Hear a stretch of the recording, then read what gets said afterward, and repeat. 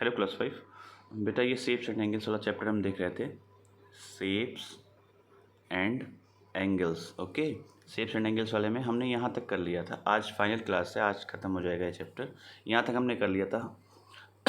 अब ये angle and time हमें देखना है कि मतलब टाइम जो घड़ी होती है या टाइम जब हम देखते हैं तो उसमें एंगल का प्रयोग या एंगल कैसे यूज़ होता है, ठीक है। तो Zeenat, your watch does not have digits, how do you read time, ये पूछ रही है, ठीक है ना। इसने क्या रिप्लाई किया, I just see the angles, मैं केवल एंगल देखती हूँ। See when the hands make a right angle I know it is 9 o'clock। जब जो वॉच है या घड़ियाँ हैं उनकी जो हैंड्स है, हैंड्स मतलब यहाँ ये जो सुई होती है ना, इनको डिफरेंट हैंड्स बोलते हैं। तो ये बोलती है कि जब इनके बीच का एंगल 90 डिग्री हो जाता है, आप देखिए इसके बीच 90 डिग्री का एंगल बन रहा है ना, 90 डिग्री का एंगल बन रहा है। आपसे देखिए ये कुछ यूँ है ना, कुछ यूँ है, एक एरो इधर एक एरो इधर, तो देखो 90 डिग्री का एंगल बन रहा है। तो ये कह रही है ये कि मैं देखती हूँ जब 90 डिग्री बनता है तो मैं समझ जाती हूँ कि इट इज़ 9 o'clock, 9 बज गए हैं, इस तरीके से कुछ, ठीक है। There are many times in a day when the hands of a clock make a right angle. Clock, मैं वॉच वर्ड यूज़ कर रहा था, वॉच घड़ी, क्लॉक यूज़ करेंगे आप, ठीक है ना। क्लॉक, ऊपर मैंने वॉच यूज़ कर दिया था, कोई नहीं। Clock make a right angle, okay. Now you draw some more. एक तो 9 बजे उसने बता दिया, ये 3 घड़ियाँ बनी हुई, इसमें और आपको 3 और बताना है कब कब राइट एंगल बनता है। तो एक मैं और आपको बता दे रहा हूँ, एक तो 3 बजे बच जाएगा बेटा, ठीक है ना। इस तरीके, सॉरी, इसमें ये 3 बजे, थोड़ा सा ये वाला नीचे आ गया है, ये थोड़ा ऊपर रहेगा। ये 3 बजे भी राइट एंगल बनेगा 90 डिग्री, ऐसे कुछ। ये 3 पे और ये 12 पे, ये 12 पे और ये 3 पे होगा तभी 3 बजेगा। तो एक एंगल और हो गया जो 90 डिग्री। तो और 2 आप अपने हिसाब से सर्च करके मुझे बताएंगे व्हाट्सएप पे, ठीक है। होमवर्क है आपका कि 2 और कब राइट एंगल बनेगा। एक मैंने बता दिया, एक ऊपर दिया हुआ है, ठीक है। चलिए, अच्छा ये देखिए सबसे इजी है, इसमें भी मैं एक 2 बता देता हूँ आपको। Right what kind of angle is made by the hands at these times, also right the time, ठीक है।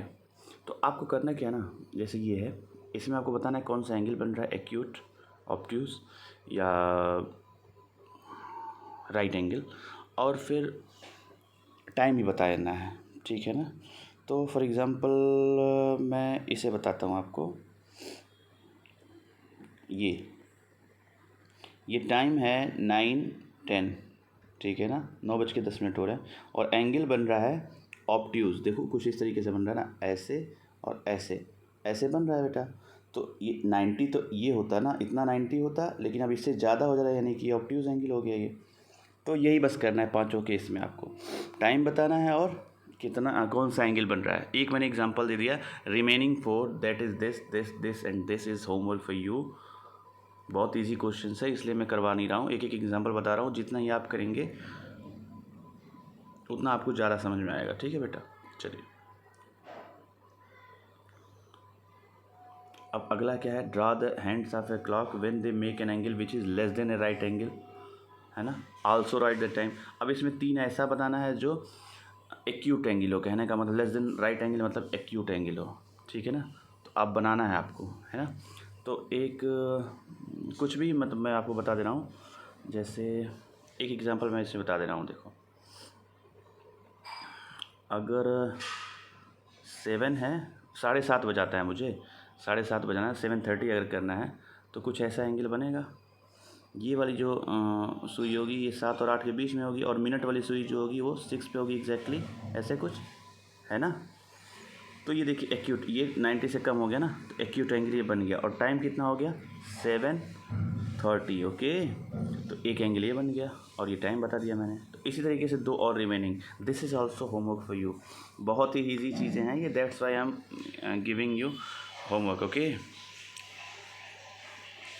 ये तो पिछले कुछ क्वेश्चंस के आंसर हैं, ये अभी पहले के आंसर, इसको अभी आपको नहीं देखना है। देखिए लिखा है आंसर्स मैचेस्टिक पजल पेज नंबर 19 के ये आंसर्स हैं, ठीक है।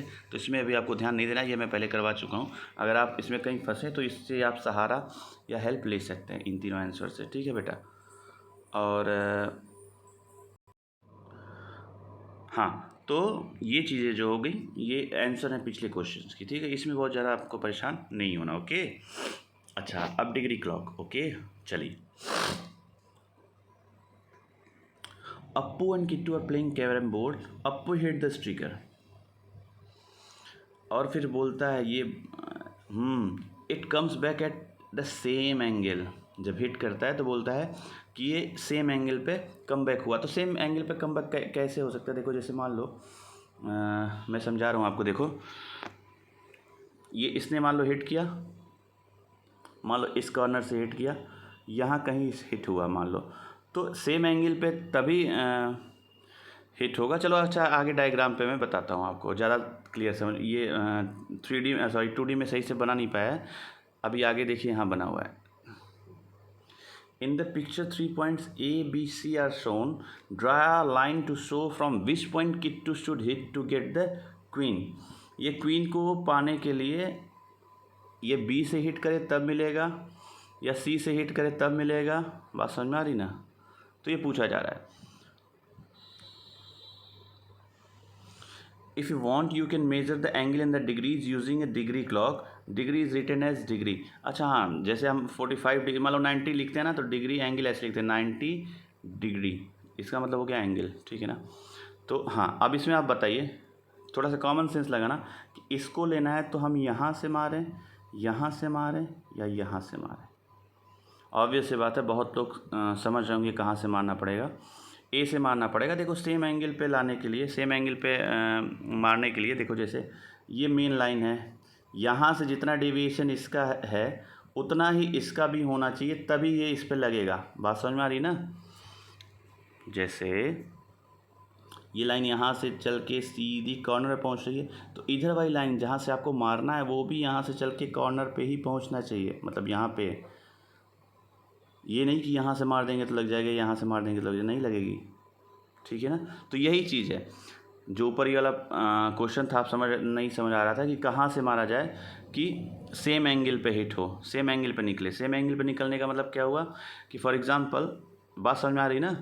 ये जो बातें कर रहे थे आप सेम एंगल वाली, ये वो यहाँ अप्लाई हुआ है, इसलिए मैं कह रहा था आगे देखेंगे। देखिए, सेम एंगल का मतलब ये हो कि यहाँ से एंगल मेज़र करना है, ठीक है। ये जो डॉटेड लाइन है, तो ये अगर मान लो 45 डिग्री है, तो यहाँ जहाँ से हम मारेंगे ए पॉइंट से, मान लो, अरे ये बार बार गड़बड़ हो जा रहा है। मान लो ये 45 है, ओके। तो आप जब यहाँ से ए से मारेंगे, यूँ ये वाली लाइन है ऐसे कुछ, ये तो ये भी 45 ही होना चाहिए, समझ, तभी ये लगेगा इस पर। तो वही है, तो बात समझ में आ रही ना?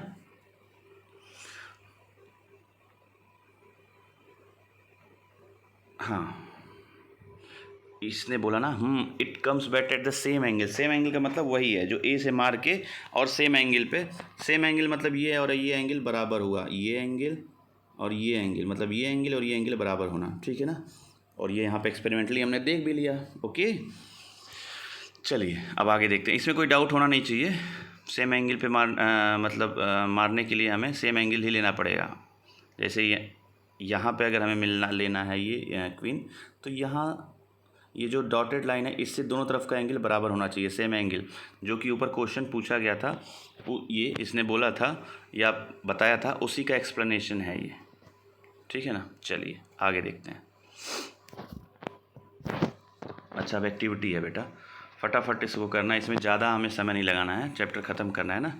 चलिए देखना है क्या है। मेकिंग ए डिग्री क्लॉक, कैसे cut a circle out of paper. जैसे जैसे इसने बोला उस वैसे वैसे करने जाना है इसमें। Fold it to the half, फिर क्वार्टर करना है, फिर एक बार और मोड़ना है, और उसके बाद ओपन कर देना है। फिर इस तरह की कुछ लाइंस आपको दिखेंगी, और उसमें फिर मार्क कर देना है 0, 45, 90, 180, ऐसे इस तरीके से कुछ, ठीक है ना। Paste it on the old card, इसको किसी ओल्ड कार्ड पे पेस्ट कर देना है। From the centre draw one hand, इस पर एक हैंड, ऐसे हैंड मतलब ये सुई की तरह से कुछ, हाँ। Make red hand with a thick paper and fix it to the centre with a drawing pin so that it is free to move. इसको मूव करने के लिए फ्री छोड़ना है रेड हैंड वाले को, ठीक है ना। अब देखो यहाँ से, use your degree clock to measure the right angle of your pencil box. Right angle of your pencil box, is the measure of right angle, इसमें आप क्या भरेंगे, सोच के भरेंगे कि is the measure of a right angle, क्या होगा राइट एंगल का मेजर। ठीक है ना, बहुत ही ईजी है।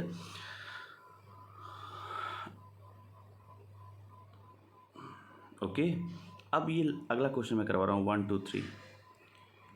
देखो बेटा, ये बहुत ही मतलब समझने वाली चीज़ है थोड़ी सी। ये मैंने बता तो दिया, सबको समझा दिया, लेकिन ये भरेंगे कैसे, इसमें क्या भरा जाएगा, ये आपको खुद सोचना है।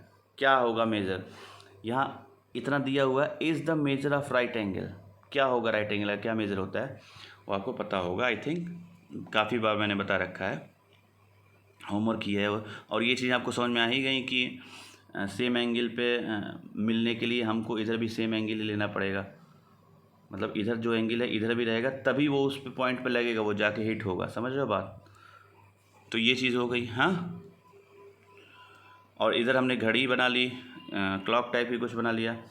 इसमें अब मेज़रमेंट हमने ये आपके पेंसिल बॉक्स में मेज़र करके, वो ये डाटा तो आपको पता होगा क्या होगा, ये तो बस वैसे ही है, लेकिन मैं होमवर्क आपको फिर भी दे रहा हूँ कि किस मेज़र को राइट एंगल आप बोलोगे, इसमें से इसमें क्या भरोगे। ठीक है, चलिए अब अगला क्वेश्चन करते हैं फटाफट। हाँ, 1/2 ऑफ राइट एंगल, 1/2 का मतलब उसका आधा, तो 90 का आधा कितना होता है 45, 1/2 का मतलब 45।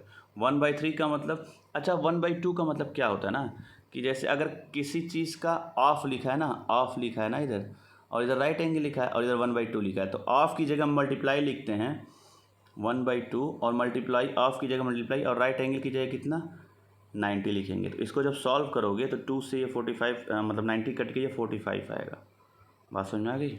ऐसे ही 1/3 है, तो 1/3 ऑफ की जगह मल्टीप्लाई और 90, तो इसको जब सॉल्व करोगे तो ये 30 आएगा, यानी कि यहाँ इस सेकेंड वाले में 30।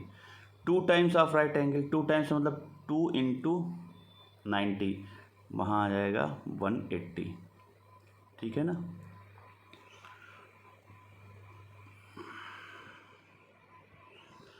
अच्छा, ये एंगल मेजर करना है कि पेज 30, एक सेकेंड बेटा, मेरे ख्याल से पेज 30 यही है। ये एंगल आपको मेजर करना है कितना है, मैंने तो एक एग्जांपल बताया था कि 45 हो सकता है। ऐसे आप बना के इसको आप इस एंगल को मेजर करोगे कि किस एंगल पे वो हिट करे, कि उसी एंगल पे वो रिवर्स होके और इसको क्वीन को हिट कर दे, वो एंगल आपको मेज़र करना है। अगर मेज़र कर पाओ, बुक है आपके पास, तो आप उसको मेज़र करोगे। ठीक है बेटा, चलिए आगे सबसे लास्ट देखते हैं क्या है ये।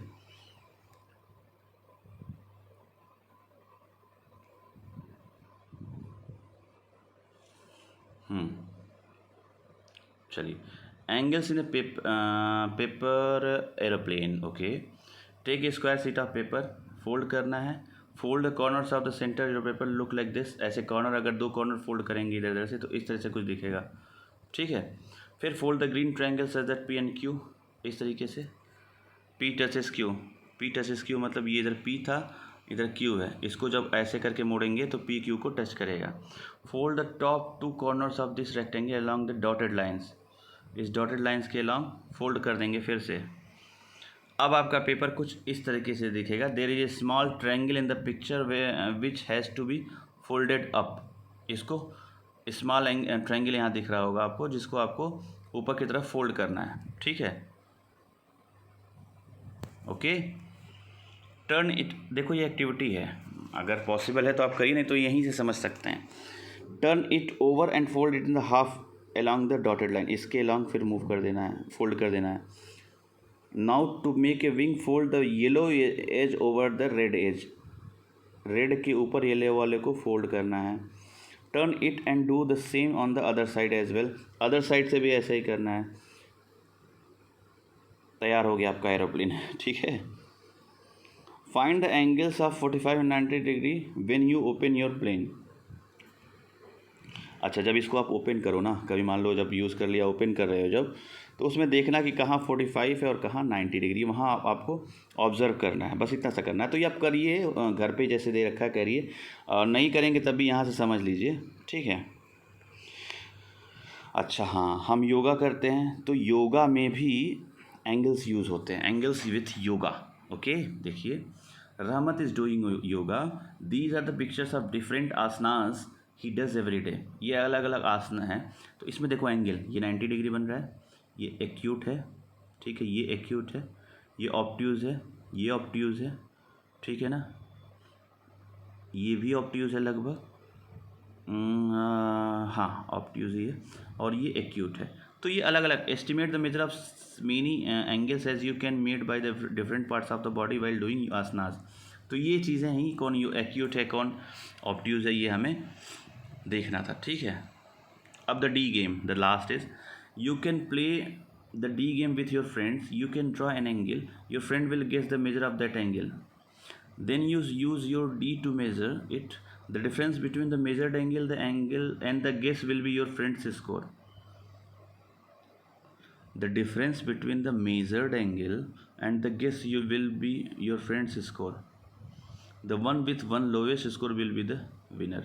देखो इसमें करना क्या ना, मैं आपको बता दूं, आपके घर में कोई हैं तो वहाँ से आपके अभी फ्रेंड, तो आप स्कूल आ नहीं रहे हो, तो आपको करना क्या ना, जैसे मान लो आप आपके फ्रेंड के साथ बैठे हो, आपको करना है कि अपने फ्रेंड से बोलना है, ठीक है, मैं आप समझा दूँ,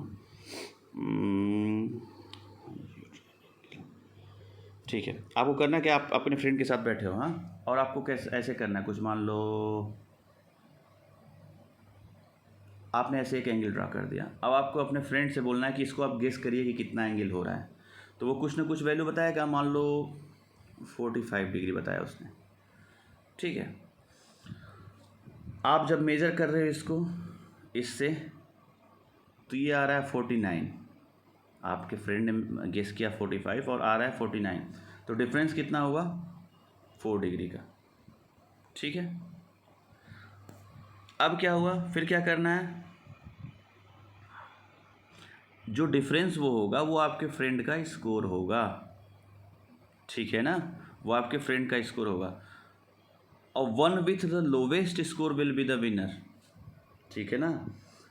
जिसका जो है डिफरेंस सबसे कम आएगा, भाई जिसका डिफरेंस सबसे कम आएगा वही तो विनर होगा, क्योंकि जैसे मान लो ऐसे आपने किया 45 है, फ्रेंड ने आपके बोला, और आया इसका 49, तो डिफरेंस 4 आया, हाँ।